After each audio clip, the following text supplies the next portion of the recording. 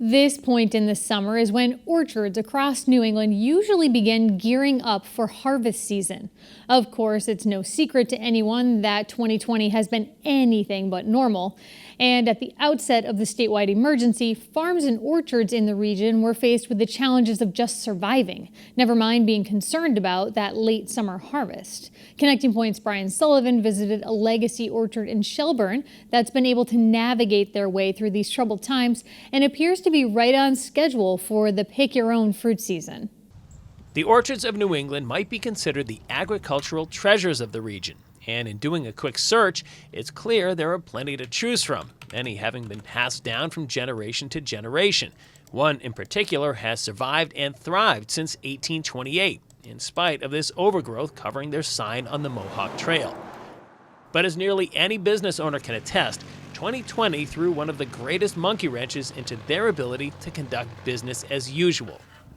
We just took it the way it came, and we had to develop new markets. Our manager, Courtney, spent a couple weeks down in the Boston area trying to develop more wholesale markets for us, which we did. We ended up losing 75% of our business, the local colleges closing, farmers markets closing suddenly. So we did find other outlets to sell our fruit. We were very fortunate.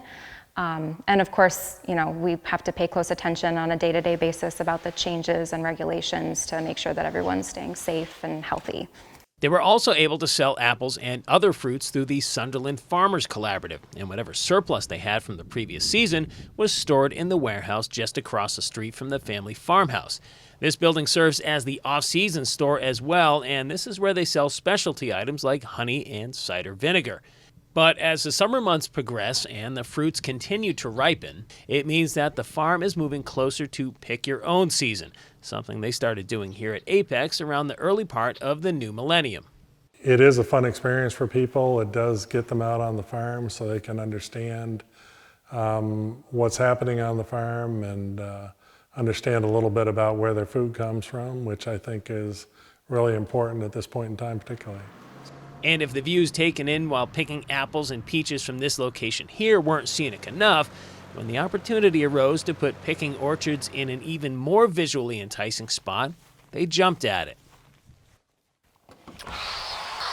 It wasn't too long ago that this warehouse here was the regular store, and all of the pick-your-own orchards were just over here to my left.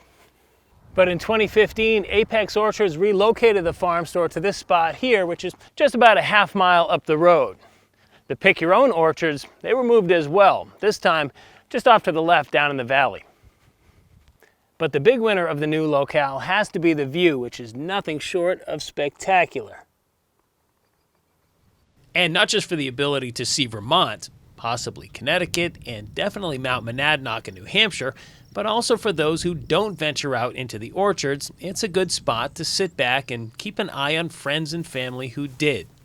As the landscape architect called it, it's a rural view too. You don't see a lot of houses or cities or anything else. It's just, agricultural land you see that you're looking out over. And that scenery and serenity can be enjoyed from inside the orchards as well. But there won't be anybody walking through these rows until the apples, peaches, and berries are ready. So now it's up to the fruit to mature in time for the August through autumn picking season.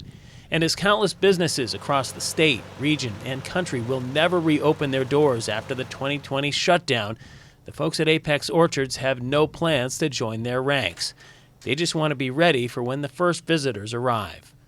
We are hoping that we can open on time and that we can still accommodate everybody that wants to come out. We want to make sure people are feeling comfortable, that they're feeling safe, that we can just accommodate them in every way that we can, while also having to adhere to the guidelines that are set forth by the Commonwealth, which we have plans in place for, and we'll make adjustments as needed as we get closer to that time.